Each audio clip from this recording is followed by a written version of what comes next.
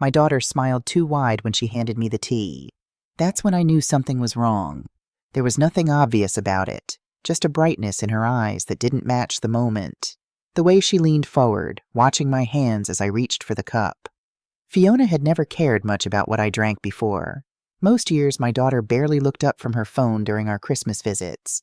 But this time, she practically glowed as she said, "I made this one special for you, Mom. Chamomile with honey, just how you like it. Drink it while it's warm." I didn't answer right away. I looked at the tea, pale gold steam curling up from the rim of my favorite blue mug, the one Harold gave me on our 20th anniversary. Then I looked at my son-in-law, Luke, who was suddenly very interested in adjusting the Christmas tree lights across the room. His cup sat untouched on the coffee table next to mine. I don't know why I did it. Maybe it was instinct. Maybe it was the years of watching the two of them whisper in the kitchen when they thought I couldn't hear. The way they exchanged glances whenever I mentioned my savings, my house, or God forbid, my doctor's appointments. I just reached over and switched our cups. Luke didn't notice. No one noticed except Fiona. She stiffened for just a second. Barely. But I saw it. The smile faltered and she said, "Wait, no, Mom. That one's yours. I made it special." But I'd already taken a sip from his cup. Plain black coffee, bitter and cold. I nodded politely, like nothing was wrong. 15 minutes later, Luke complained of feeling dizzy. 20 minutes after that, he was slurring his words and couldn't stand straight. At minute 30, Fiona was on the phone with someone, speaking in hushed, frantic tones while I sat perfectly still on the floral couch, watching the Christmas lights blink red and green against the frost-covered window. No one asked how I felt. No one even remembered we'd switched cups. The next morning, Luke claimed he'd had too much eggnog the night before. Fiona laughed it off, said he always overdid it during the holidays. But I saw the way she looked at me across the breakfast table, the way her jaw tightened when I asked for more coffee. I hadn't felt dizzy, not a tremor, not a moment of confusion. And at 68 years old, I'd learned to pay attention to what my body told me. Luke was 42 and healthy as a horse. Whatever was in that tea wasn't meant to kill me. It was meant to make me look fragile, confused, unfit. After breakfast, I told them I needed to rest and drove myself home 3 hours early. Fiona protested, said I shouldn't drive alone, said they'd planned a special dinner. But I was already backing out of the driveway, watching her figure shrink in my rearview mirror. That night, I sat in my kitchen with the lights off, listening to the quiet. Something inside me had shifted. Not fear. No, I wasn't afraid. But it felt like the moment just before a storm, when everything goes still and you know the world is about to crack open. I'd been blind for too long. I'd let them smile at me with teeth like razors, tell me how much they loved having me for the holidays while maneuvering around me like I was just another antique from their childhood they hadn't figured out how to throw away yet. But that Christmas morning, I'd seen it clear as glass. And for the first time in years, I wasn't going to let it slide. I didn't sleep that night. Not out of worry for Luke, though I did wonder what exactly Fiona had put in that tea, but because my brain wouldn't stop replaying the morning moment by moment, like someone rewinding an old VHS tape, looking for the exact second the lie started. My kitchen still smelled faintly of the cinnamon candles I'd lit for Christmas Eve. I'd left one lamp on, the brass one Harold had given me for our 30th anniversary, and sat there with my reading glasses and a cup of plain water. At 2 a.m, my phone buzzed on the table. A message from Fiona. "Hope you got home safe, Mom. Luke's feeling better. Call me tomorrow. No apology. No real concern. Just a status update, like I was some distant acquaintance on a mailing list." I didn't reply. At 3:15, I walked to my filing cabinet in the spare bedroom, the one Harold used to call my worry box, because I kept every important document we'd ever signed. I pulled out the folder Fiona had given me last April. "Just some updated paperwork for your insurance, Mom," she'd said, sliding it across my kitchen table with that same helpful smile she'd used since she was 12 and wanted something. "The hospital requires it now. You know how bureaucracy is." I'd signed it. Of course I had. Who wouldn't help their own daughter? But now I sat on the edge of the guest bed and read every single word. It wasn't insurance paperwork. It was a durable power of attorney, signed and notarized, giving Fiona full control over my finances and medical decisions if I were ever deemed incapable. My hands didn't shake. They went cold. I flipped to the last page. My signature, rushed and slanted, stared back at me from the bottom line. I hadn't understood what I'd signed, and if that tea had made me confused, if I'd ended up in the hospital disoriented and unable to speak clearly, well, what then? Would they have declared me unfit? Would Fiona have taken over everything? I felt something inside me settle. Not panic, not grief, resolution. I looked at the signature again. That was me, Teresa Donovan, 8 months after Harold died. I was still in that fog, that heavy gray numbness where days blended together and paperwork felt like just another chore to get through. Fiona knew that. She'd sat across from me at this very table, watched me struggle to focus, and slid this document in front of me like it was nothing. My daughter had known I was vulnerable, and she'd used it. I set the folder down carefully, walked to the window, and looked out at the street. The neighbors' Christmas lights were still on, a string of white icicle bulbs dripping from the eaves. Everything looked peaceful. Normal, but nothing was normal anymore. I picked up my phone and composed a message to my lawyer, Daniel Carlson. We'd known each other since 1987 when Harold and I first bought this house. If anyone could help me, it was him. Daniel, I need you to look at a document for me, and I need to change my power of attorney. Today. Can you see me? I hit send at 3:47 a.m. His reply came at 6:30, just as the winter sun was starting to creep through my kitchen window. Of course, Teresa. Come in at 10. I'll clear my schedule. Daniel Carlson's office was downtown, in one of those old brick buildings that had been around longer than most of the people working inside it. His name was still painted on the frosted glass door in gold letters, Carlson and Associates, attorneys at law. When I walked in that morning, he was already waiting in the lobby. Silver hair, bifocals, navy suit that probably cost more than my first car. He'd aged well, better than Harold had, if I'm being honest. But then again, Harold had worked construction for 40 years, different kind of wear and tear. Teresa, he said, standing up and shaking my hand. His grip was firm, warm. You look well. I look tired, Daniel, but thank you for lying. He smiled faintly and led me into his office. Dark wood paneling, shelves lined with leather-bound law books, a window overlooking the street where morning traffic was just starting to pick up. I looked at the documents you scanned over, he said, settling into his chair. You brought the originals? I handed him the folder. He read slowly, adjusting his glasses twice, then held up the final page like it might change if he stared long enough. Did you understand what you were signing here, Teresa? No, I said calmly. I trusted my daughter. He nodded once, and I saw something flicker across his face. Pity, maybe, or recognition. He'd probably seen this before, just not with me. This is a general, durable power of attorney, he said carefully. Not just for medical matters. It gives Fiona full authority over your finances, your property, and decisions about where you live. Should you be deemed mentally incapable?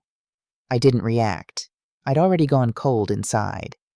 Do you feel mentally incapable? He asked, not smiling. I drove myself here in a snowstorm, I said. I balanced my checkbook yesterday, finished the Sunday crossword in pen, and I'm currently beating my neighbor Walter at online chess. He's a retired professor. That made him smile briefly. I'd say you're more than fine. Would you like to revoke this? I would, I said. And I'd like to draw up a new one, with my grandson Tyler as sole désigné. Daniel blinked. Not Fiona? Not Fiona. He nodded, more firmly this time. We should also create a new living will and discuss trust options if you're thinking about estate protection. I am. We spent the next 2 hours drafting documents.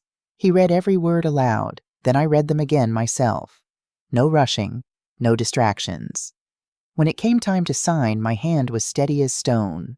By the time I left his office, the snow had stopped and the late afternoon sun was breaking through the clouds. I felt lighter than I had in months. Back home, I made tea, real tea, from a sealed box I'd bought myself. I sat in the kitchen with the radio on low, the way Harold used to like it. Outside, the bare branches of the old oak tree scratched against the gray sky like fingers reaching for something they couldn't quite touch. I opened a drawer and pulled out my household ledger. For 40 years, I'd tracked every expense, not out of obsession, but because I believed in knowing where things stood. Harold used to tease me about it, said I could account for every penny we'd ever spent. And he was right. I flipped to the last 2 years and skimmed the pages. $3,000 for Fiona's emergency car repair, $800 for Luke's business investment that never materialized, $1,500 for their kitchen renovation because the contractor needed a deposit immediately, and then the big one, $22,000 last spring for what Fiona called a short-term loan to get through a rough patch. She'd cried on my couch that day, told me they might lose the house, told me I was the only one who could help. I'd written the check that same afternoon. It was all there in my neat handwriting. Every dollar I'd handed over. Every time I'd nodded and said, "Of course, sweetheart." I closed the book. Not anymore. At 5:30, my phone rang. Fiona. I stared at the screen until it stopped. She didn't leave a message. 10 minutes later, a text came through. "Mom, we need to talk. Can I come over tomorrow?" I didn't reply. At 7, my phone rang again. This time it was Tyler, my grandson. 19 years old, quiet and thoughtful in ways his mother had never been. He was in his second year at State, studying engineering, calling me every Sunday like clockwork. "Grandma," he said softly, "I need to tell you something." I sat down slowly. "Go ahead, honey. I don't know if I should say this. Maybe it's nothing, but at Christmas, before you got there, I heard Mom and Dad talking in the kitchen." My throat tightened. What did they say? Dad asked if everything was ready, and Mom said yes, that you'd be compliant by New Year's. I didn't know what they meant, but it sounded weird. I closed my eyes. The room spun for just a second, then steadied. "Did they see you listening?" "No. I was in the hallway getting my phone charger. They didn't know I was there." "Thank you for telling me, Tyler. You did the right thing." There was a pause. "Grandma, are you okay? Mom's been saying stuff lately, that you're getting forgetful, that maybe you shouldn't be living alone anymore." I opened my eyes and looked around my kitchen. The same kitchen where Harold and I had raised 2 children, hosted Thanksgiving dinners, celebrated birthdays and anniversaries. The same kitchen where I'd taught Fiona how to make her first pie when she was 7 years old. "I'm not forgetful, sweetheart," I said quietly. "I think I'm the only one seeing clearly." "I believe you," he said. "I always believe you." After I hung up, I stood at the window watching the streetlights flicker on one by one. They thought they were clever. Thought they'd slide me gently into silence, into invisibility. A diagnosis here, a signed document there. A staged moment of concern followed by legal takeover. They'd forgotten who I was. I raised 2 children. I buried a husband. I ran the accounting department at Morrison Manufacturing for 23 years, and no one, no matter how sweetly they smiled, was going to erase me from my own life. I looked down at my phone, at Fiona's unanswered text still glowing on the screen. "Mom, we need to talk." I typed one word back. "No." Then I turned off my phone, poured myself another cup of tea, and sat down to plan my next move. Because this wasn't over. Not by a long shot. The bank manager's name was Patricia Wells. Young, professional, with a handshake firm enough to crack walnuts and a smile that said she'd seen her share of difficult conversations. When I told her I needed a full review of my account activity and any active authorizations on file, her expression shifted from pleasant to serious in half a second. "Of course, Mrs. Donovan. Let me pull up your records." She clicked through several screens, her eyes scanning left to right. Then she paused. Clicked again. Her forehead creased. "There's an active authorization for automatic transfers to an external account in the name of Fiona Donovan Martin." My stomach dropped. "How much?" $750 monthly. It's been running since August of last year." She clicked again. "Categorized as family support." I felt my jaw tighten. "Cancel it. Immediately." "I can do that, but I should mention, this was set up under a power of attorney document we have on file." "That document is no longer valid," I said, keeping my voice steady. "I revoked it yesterday. My lawyer is sending you the updated paperwork today." She nodded slowly, and I saw understanding dawn in her eyes. "I see. I'll flag the account for in-person verification only. No phone or online changes without you present." "Good." Before I left, I asked her to print the last 18 months of statements. She handed me the stack with a look that said she'd seen this before. Maybe not with me, but with someone. When I got home, I spread the pages across my kitchen table and read them line by line. The $750 monthly transfers, yes, but also random withdrawals. $400 here, $600 there. A charge to a furniture store I'd never visited. A payment to a medical supply company I didn't recognize. At the bottom of one statement, a flagged transaction. Emergency withdrawal, $2,000. I never made that withdrawal. But Fiona had access. I looked out the window at the gray January sky and made another decision. This wasn't a misunderstanding. This wasn't family helping family. This was theft, dressed up in Christmas sweaters and good intentions. And I was going to treat it as such. Fiona showed up unannounced 3 days later. I saw her car pull into the driveway and watched from the kitchen window as she checked her reflection in the side mirror, practiced her smile, then walked up the path with a casserole dish in her hands like some kind of peace offering. I opened the door before she could knock. Fiona, Mom! She smiled so wide it almost looked real. I brought your favorite, chicken and rice, just like you taught me. I didn't step aside to let her in. What do you want? Her smile flickered. Can't I just visit my own mother? You can, you don't. What do you want? She shifted the casserole dish, steam rising from under the foil. Fine, I'm worried about you. You left Christmas early without saying goodbye. You haven't answered my calls. Luke thinks maybe you're going through something. Luke was barely conscious Christmas morning, I said evenly. I wouldn't trust his assessment of much. Her eyes narrowed, just slightly. What's that supposed to mean? It means I'm not confused, Fiona. I'm not forgetful. And I'm not signing anything else. The mask slipped. Just for a second, I saw something cold flash behind her eyes before she caught it and smoothed it over with concern.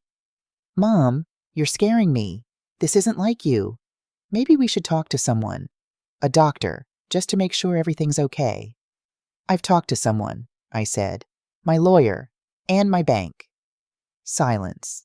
She stared at me, the casserole dish still in her hands, steam rising between us like a warning. You went to the bank? I saw the transfers, Fiona. Every single one. The $750 a month, the emergency withdrawals, the furniture store charges for furniture I never bought. That was all authorized. Her voice rose. You said we could. I never authorized theft. Her face went red. I am not a thief. I'm your daughter. Then act like one. I took a breath, steadied myself. My heart was pounding, but my voice stayed calm. The power of attorney has been revoked. Your name has been removed from my accounts. Any further access attempts will be flagged and reported. She laughed, but it came out brittle and sharp. Reported? To who? The police? You think they'll believe some paranoid old woman over me? I smiled, the first time all morning. I'm 68 years old, Fiona. I've been managing money since before you were born. I have documentation, I have records, and I have a lawyer who's been waiting for this conversation. She stood there, silent, the casserole growing cold in her hands. Then something in her broke. You know what, Mom? Her voice shook. You want to know why? You really want to know? Yes, I said quietly. I do. Luke and I are drowning.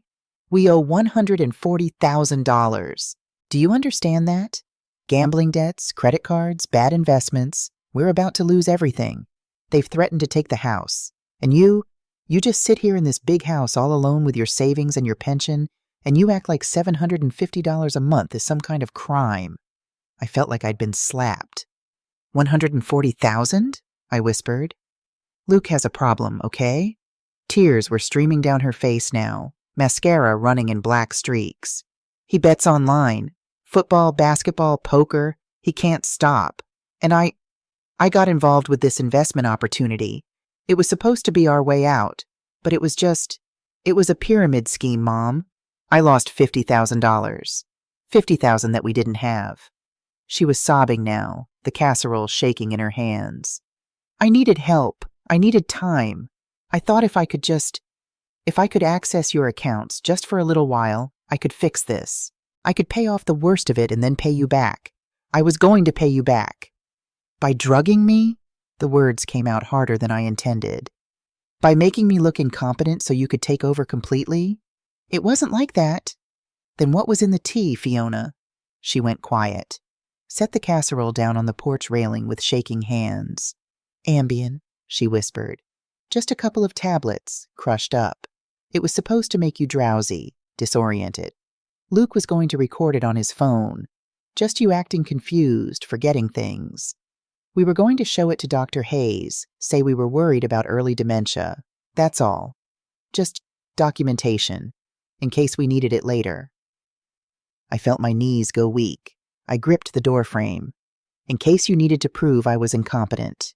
We weren't going to use it unless we had to. I swear, Mom, we just needed a backup plan.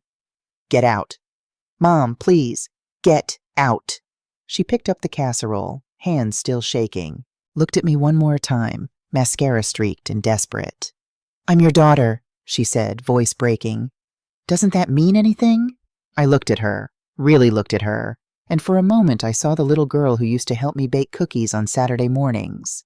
The teenager who cried in my arms when her first boyfriend broke her heart. The young woman in a white dress on her wedding day, smiling like she had the whole world figured out. But that girl was gone. Or maybe she'd never really existed the way I wanted to believe. It means everything, I said softly. That's why this hurts so much. And I closed the door. I stood there in the hallway, listening to her car start up and pull away. Then I walked to the bathroom and threw up. That night I sat in Harold's old recliner, the one I could never bring myself to get rid of, and stared at the ceiling. $140,000. My daughter and her husband were drowning in debt, and instead of asking for help honestly, they'd tried to drug me, to steal from me, to take away my autonomy, my dignity, my life. But underneath the anger, there was something else. Guilt. Had I failed her somehow? Had I raised her to believe that money was more important than honesty? Harold and I had always been comfortable. Not rich, but stable.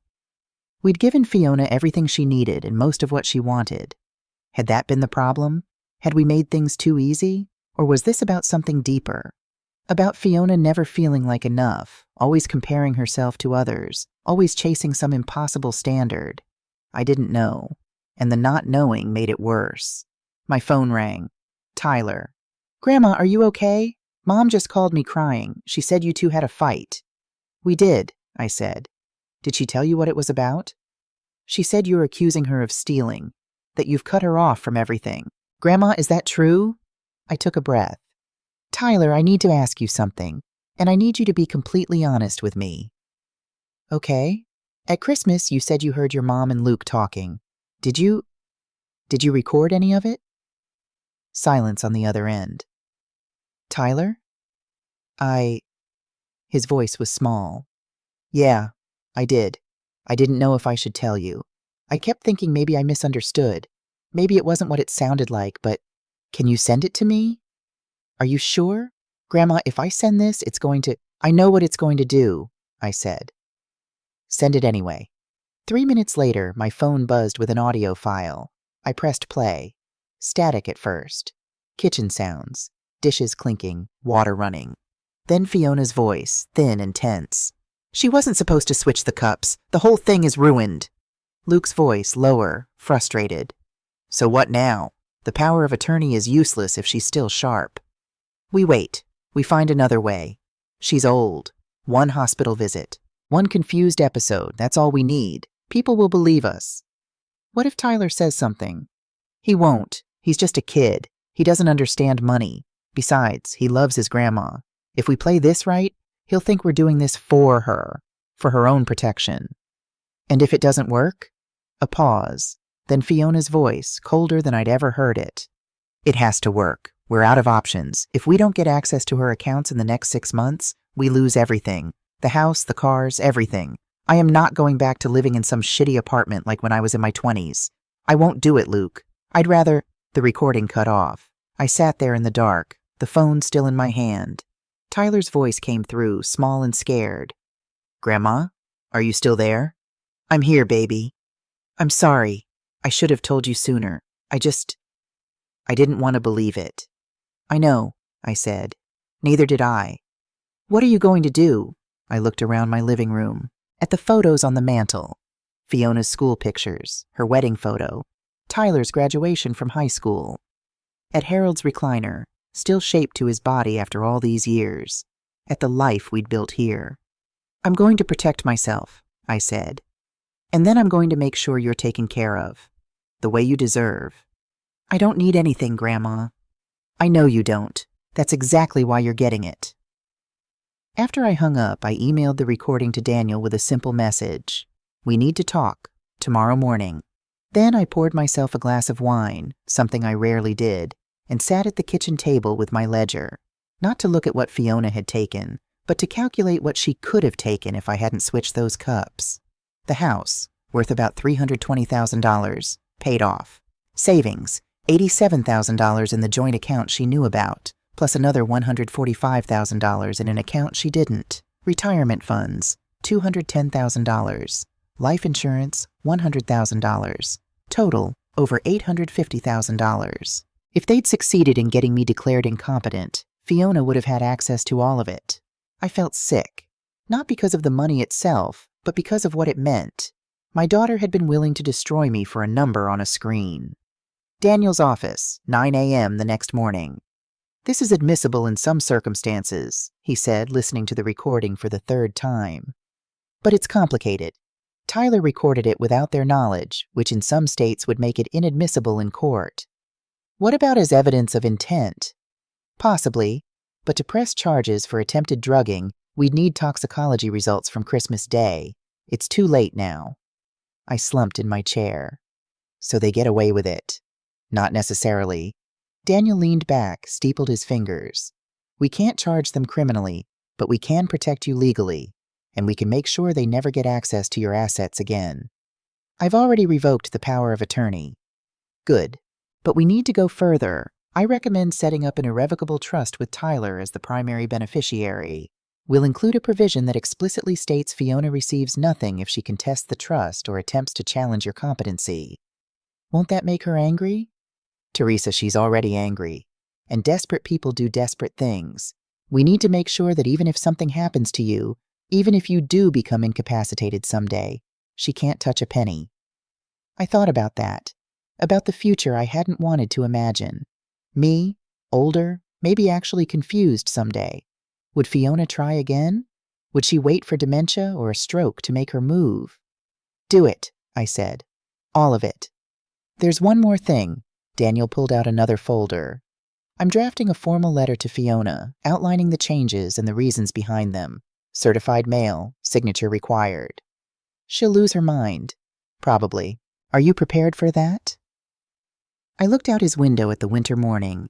Snow was falling again, soft and quiet. She tried to drug me, Daniel. She planned to have me declared incompetent. She stole from me for months, maybe years. I don't know if I can forgive that. I don't know if I should. I'm not asking you to forgive her, he said gently. I'm asking if you're prepared for the consequences of protecting yourself, because this will likely end your relationship with her. I met his eyes. She ended it when she tried to steal my life. I'm just making it official. He nodded. Then we send the letter. Over the next week, I signed more documents than I'd signed in my entire life. Trust papers, living will, healthcare proxy for Tyler, a formal revocation of all previous powers of attorney. Everything witnessed, notarized, filed with the county clerk. I also did something else. I scheduled a complete physical with my doctor, Jennifer Hayes, and asked for a cognitive assessment. Any particular reason? She asked, puzzled. You seem sharp as ever to me, Teresa. I need documentation, I said. Legal reasons. She understood immediately. Did the full workup, memory tests, logic puzzles, coordination checks. At the end, she handed me a printed report. Patient shows excellent cognitive function for her age. No signs of dementia, confusion, or impaired judgment. Fully capable of managing her own affairs. I filed it with the rest of my ammunition. The letter to Fiona went out on a Friday afternoon. Daniel handed me a copy before it was mailed. Dear Fiona, this letter is to formally notify you that all previous powers of attorney, account authorizations, and legal designations in your name have been revoked effective immediately. The reasons for this action include unauthorized financial transactions, documented attempts to access accounts without permission, and recorded conversations indicating intent to manipulate my medical and financial status for personal gain. All assets, including real property, financial accounts, and estate holdings, have been placed in an irrevocable trust with Tyler James Donovan as primary beneficiary. You are explicitly excluded from any inheritance. Any attempt to contest this arrangement will result in legal action. This decision is final. Teresa M. Donovan, I didn't read past the first paragraph. I already knew what it said. This is going to hurt her, I said quietly. Yes, Daniel agreed. It is. Good. But as I walked out of his office that afternoon, I didn't feel victorious. I just felt tired, and sad, and old. The letter was delivered Monday morning. I know because I got the tracking notification at 10:47 a.m. My phone started ringing at 11:15. Fiona. 7 calls in a row. I didn't answer. At 12:30, a voicemail. Mom, I don't know what you think you're doing, but this is insane. You can't just cut me off. I'm your daughter. We need to talk about this like adults. Call me back. I deleted it. Another one at 2 o'clock. Fine. If this is how you want to play it, fine.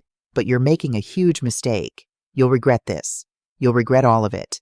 And when you're alone and sick and need someone to take care of you, don't come crying to me. I deleted that one too. At 8 p.m., my doorbell rang. I looked through the peephole. Fiona, face blotchy from crying, fist raised to knock again.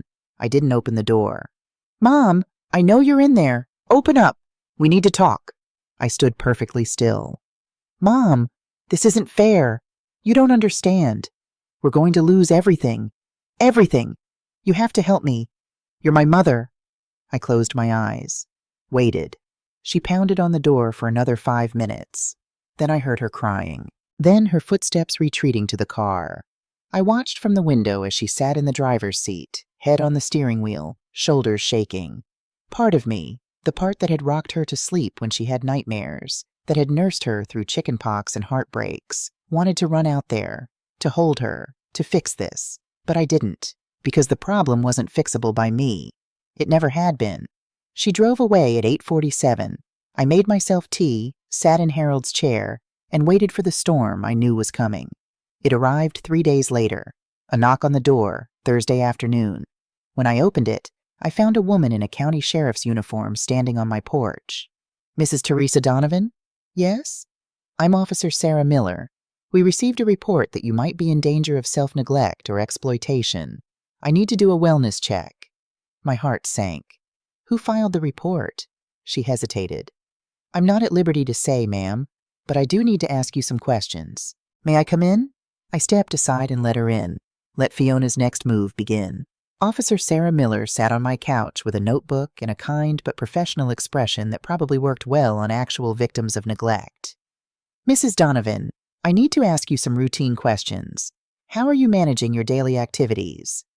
Fine, I said, sitting across from her in Harold's chair. I cook, clean, drive, manage my own finances, volunteer at the library on Thursdays.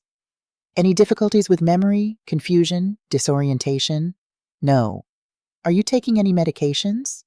Blood pressure medication and a multivitamin, both prescribed by Dr. Hayes, who I see every 3 months. She wrote that down. And your relationship with your family? There it was. Complicated, I said. My daughter and I are currently estranged. Can you tell me why? I stood up, walked to my filing cabinet, and pulled out a folder. I'd prepared this, knowing it might come. Inside was everything. Bank statements showing unauthorized transfers, the revoked power of attorney, the letter from Daniel, the cognitive assessment from Dr. Hayes, and my own handwritten timeline of events. This is documentation of fraud my daughter committed against me, I said, handing it to her. She tricked me into signing a power of attorney, stole money through automatic transfers, and attempted to drug me to make me appear incompetent. My grandson recorded her admitting to it. My lawyer has copies of everything. Officer Miller's eyebrows rose as she flipped through the pages. This is very thorough. I was an accountant for 23 years. I know how to keep records. She closed the folder and looked at me with something like respect. Mrs. Donovan, I don't see any evidence of self-neglect here. In fact, I'd say you're managing remarkably well. Thank you. She stood to leave, then paused at the door. For what it's worth, I've seen a lot of cases like this. Adult children trying to take control of their parents' assets. It rarely works out when the parent is as sharp as you are. I appreciate that, officer. Take care of yourself, Mrs. Donovan. I watched her drive away, then went back inside and called Daniel. They sent Adult Protective Services, I said. Fiona filed a report. That's actually good for us, he said. Now there's official documentation that you're competent and self-sufficient. File that report with everything else. Daniel, is this ever going to end? His silence told me everything. She's desperate, Teresa, and desperate people don't give up easily. Be prepared for more. He was right. 2 weeks later, I received a court summons. Fiona Donovan Martin versus Teresa M. Donovan petition for appointment of guardian. I read it 3 times before it sank in. Fiona was suing me, asking the court to appoint her as my legal guardian on the grounds that I was mentally incompetent and a danger to myself. Her evidence: recent erratic behavior, including cutting off family without cause, paranoid delusions about being drugged, sudden changes to legal documents that were uncharacteristic, refusal to seek medical help despite family concerns. Living alone at advanced age without support system, I sat down hard on the kitchen chair. She'd flipped it, taken everything I'd done to protect myself and made it look like evidence of decline. And worst of all, it was smart. "This is serious," Daniel said when we met the next day. His usual calm had been replaced by something grimmer. A guardianship petition, if successful, would give Fiona complete control over your life, where you live, what medical care you receive, all of your finances, everything. But I have the cognitive assessment. Dr. Hayes said I'm fine. That helps, but Fiona's lawyer will argue that assessment was done at your request, making it biased. The court is ordering an independent evaluation. You'll be assessed by a court-appointed psychiatrist. My hands went cold. When? Next week. Dr. Robert Williams. He's fair, but thorough. Teresa, he leaned forward. You need to understand what's at stake. If he determines you're not competent to manage your own affairs, you could lose everything. Not just your money, your freedom. What do I do? Be yourself. Answer honestly. Don't try to seem too perfect. That'll look coached. Just be the woman I've known for 37 years. But as I drove home that afternoon, I felt something I hadn't felt since Christmas morning. Fear. Real, cold, gripping fear. What if the evaluator didn't believe me? What if my anger at Fiona came across as paranoia? What if standing up for myself looked like instability? That night I couldn't eat, couldn't sleep, just sat in the dark living room, staring at Harold's photo on the mantel. What would you do? I whispered to the silence. No answer came. The evaluation was scheduled for Tuesday at 10 a.m. at a medical building downtown. Tyler drove up from school to be with me, and we sat in the waiting room together, his hand in mine. You're going to be fine, Grandma, he said, but his voice shook. At 10:03, a nurse called my name. Dr. Robert Williams was younger than I expected, maybe 50, wire-rimmed glasses, kind eyes. His office was plain. Desk, 2 chairs, diplomas on the wall. Mrs. Donovan, please sit down. I know this must be stressful, but try to relax. I'm just here to have a conversation with you. A conversation that will determine if I lose my autonomy, I said. He smiled slightly. Fair enough. Let's start with some basics. Can you tell me what day it is? Tuesday, February 11th, 2026. Who's the president? Donald Trump, recently inaugurated. Can you count backward from 100 by sevens? I did. Perfectly. He asked me to remember 3 words, then moved on to other questions while I held them in my mind. We talked about my daily routine, my hobbies, my health. Then he circled back. Can you recall those 3 words I asked you to remember? Apple, table, penny. Good. He made a note. Now, Mrs. Donovan, your daughter has expressed concern about some recent decisions you've made. Can you walk me through your thought process? And there it was, the real test. My daughter tricked me into signing a power of attorney 8 months after my husband died, when I was still grieving and not thinking clearly. She then used it to steal money from my accounts. When I discovered this, I revoked the document and took steps to protect my assets. Those aren't the actions of someone incompetent. They're the actions of someone protecting themselves. Your daughter says you accused her of trying to poison you. That's a serious allegation. My stomach clenched. On Christmas morning, my daughter handed me tea and insisted I drink it. Something felt wrong. I switched cups with my son-in-law. Within 20 minutes, he was dizzy, disoriented, and couldn't stand. My daughter later admitted, to my face, that she'd crushed Ambien into that tea. Do you have proof of this? I have a recording of her and her husband discussing how I wasn't supposed to switch the cups and how they needed to make me appear incompetent. My grandson recorded it. May I hear it? I pulled out my phone and played the recording. He listened without expression. When it finished, he was quiet for a long moment. Mrs. Donovan, do you feel your daughter loves you? The question hit me like a punch. I don't know anymore. Do you love her? My throat tightened. Every day. That's what makes this so hard. Tell me about that. And somehow I did. I told him about Fiona as a little girl, about teaching her to bake, about her first day of school, about how proud I was when she graduated college, about her wedding day and how beautiful she looked, and how I'd thought she'd finally found happiness, about how I'd watched her struggle over the years, always comparing herself to others, always feeling like she wasn't enough. I don't think she set out to hurt me, I said, and was surprised to find I meant it. I think she was drowning and saw me as a life raft, but she didn't ask to borrow the raft. She tried to take it, and in doing so she would have drowned me instead. Dr. Williams wrote for a long time. Mrs. Donovan, how do you feel about living alone? Sometimes lonely, but capable. Do you ever feel confused or disoriented? No. Paranoid? No. Vigilant. There's a difference. Yes, he said quietly. There is. He asked more questions. About my finances, my medical care, my social connections. About whether I'd consider reconciling with Fiona. About what I wanted for my future. I answered everything honestly. Didn't try to seem perfect. Admitted I was sad. Admitted I was angry. Admitted I didn't know if I'd done enough, been enough, as a mother. But I know I deserve to be safe in my own life, I finished, even if that means being alone. The evaluation lasted 3 hours.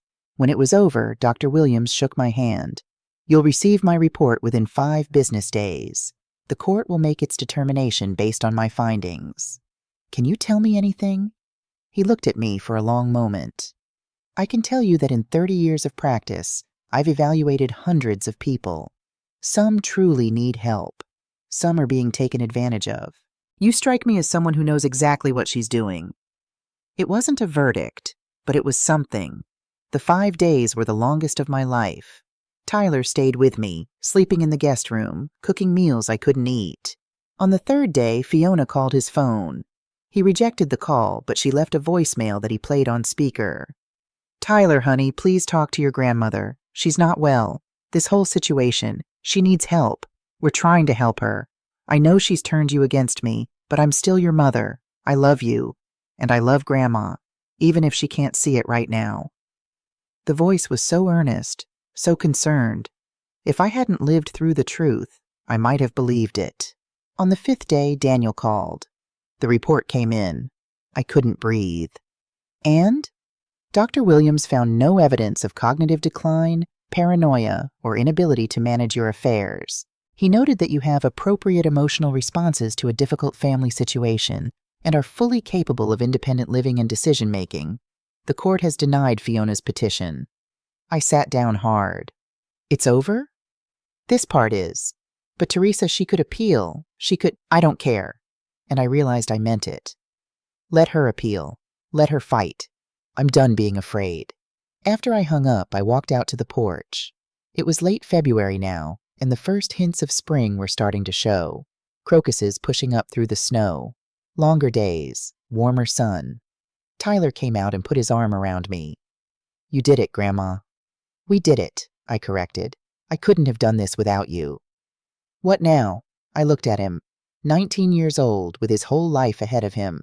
Harold's eyes, my stubbornness, and something all his own, a quiet strength that neither Fiona nor I had given him. He'd found it himself. Now we live, I said. Honestly, safely, on our own terms. 6 months passed.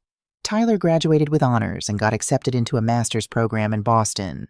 I helped him move into a tiny apartment near campus, met his girlfriend Emma, sweet, smart, studying environmental science, and felt something like hope for the first time in months.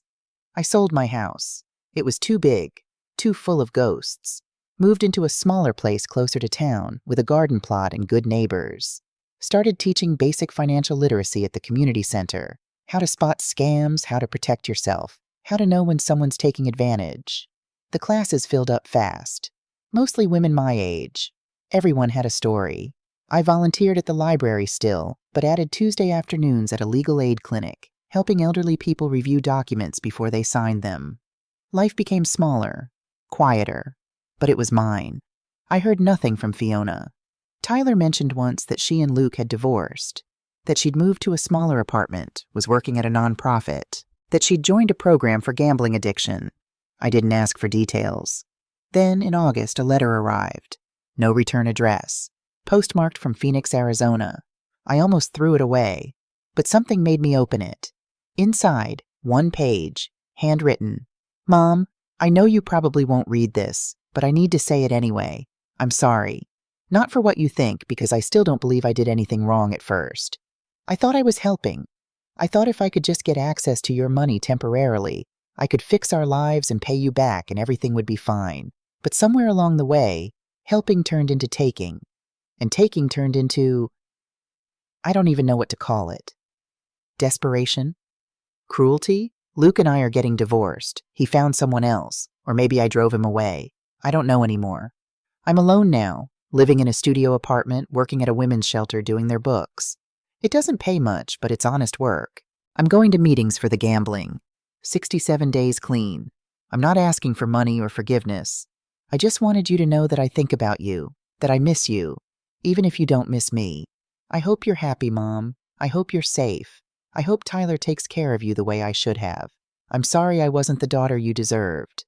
Fiona, I read it 3 times. Then folded it carefully and placed it in my filing cabinet with all the other documents. Not because I wanted to keep her words, but because I wanted a record. A reminder.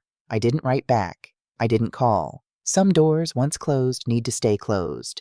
Not out of anger, not out of spite, just out of wisdom. 18 months after that Christmas morning, on a June evening warm with the promise of summer, I sat on my porch with a book and a glass of iced tea. My phone rang. Unknown number. I hesitated, then answered. Hello? Silence. Then a voice I knew as well as my own. Mom, it's me. I closed my eyes. Fiona. I'm calling from a payphone. I don't have your new number. I wanted to tell you something. I'm listening. I got promoted at work. I'm managing the whole accounting department now for the shelter. It's not much, but it's real. And I'm 9 months clean. From the gambling. That's good, sweetheart. The endearment slipped out before I could stop it. That's really good. I'm not asking for anything. I just wanted you to know. I know. A long pause. I could hear traffic in the background, the sound of life moving past her. Can I call you again? In a few months? Just to let you know how I'm doing? I looked out at my garden. Tomatoes ripening on the vine. Sunflowers tall and bright against the fence. The life I'd built. Small and safe and mine. Yes, I said quietly. You can call. Thank you, Mom. Fiona? Yeah? I'm proud of you. For the work you're doing. For getting help. I heard her breath catch. I love you. I love you too. I meant it. Somehow, despite everything, I meant it.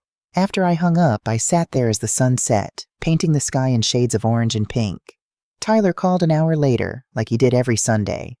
How are you, Grandma? Good, I said. Actually, really good. Yeah, what happened? Your mother called. She did? What did she say? I told him. He was quiet for a moment. Do you think she's really changed? I don't know, I said honestly. But I think she's trying, and that's something. Are you going to let her back in your life? Slowly, carefully, with boundaries, I smiled. I'm 70 years old, Tyler. I've learned that love doesn't mean letting people hurt you. It means hoping they'll do better while protecting yourself in case they don't. That's a good lesson. One I learned the hard way. After we hung up, I went inside, made myself dinner, washed the dishes, did the small, ordinary things that make up a life. And as I got ready for bed, I looked at myself in the mirror. Gray hair, wrinkles, 70 years of living written on my face. But my eyes were clear, my hands were steady, and I was free. I'd outlived my husband, outmaneuvered my daughter, outlasted every assumption anyone had made about what a woman my age could handle. And I wasn't done yet. Not by a long shot. Tomorrow I'd wake up early, make my coffee, water my garden, maybe call Walter next door and challenge him to another chess game, maybe stop by the community center and see if anyone needed help with their taxes. The days stretched out ahead of me, full of possibility. Small possibilities, maybe. Quiet ones. But they were mine. And after everything, after the betrayal, the fear, the fight, that was enough. More than enough. It was everything. I thought about Harold as I turned off the lights, about what he'd think of all this. He probably would have laughed. Not cruelly, but with that dry humor he had. "Well, Teresa," he'd say, "you always were stubborn as hell. Guess our daughter got that from you." "And the poor judgment with money," I'd reply, "that she got from you." Fair enough. I could almost hear his voice, almost feel him there in the darkness, the way I had for 43 years of marriage. "I did okay, didn't I?" I whispered. "With everything?" The house was silent. But somehow I felt his answer. "You did more than okay, sweetheart. You survived." And that, I realized, was the truest thing of all. Not that I'd won, not that I'd gotten revenge, not that everything worked out perfectly, but that I'd survived. I'd been betrayed by my own daughter, dragged through courts and evaluations, forced to prove my own sanity to strangers. I'd lost relationships, lost trust, lost the simple comfort of family dinners and holiday traditions. But I hadn't lost myself. I was still Teresa Donovan, still strong, still standing, still here. And maybe, just maybe, there was a chance that Fiona would find her way back to being the person I'd raised her to be. Not for me, not to get back into my life, but for herself. That was the only kind of redemption that mattered. I climbed into bed, pulled the quilt up to my chin, the one my mother had made, passed down through generations, and closed my eyes. Outside, crickets sang. A dog barked in the distance. The world kept turning, the way it always does. And I slept. Deeply, peacefully. For the first time in 2 years, I slept without nightmares. Tomorrow would come, with all its challenges and uncertainties. But tonight, I was safe. Tonight, I was home. Tonight, I was enough.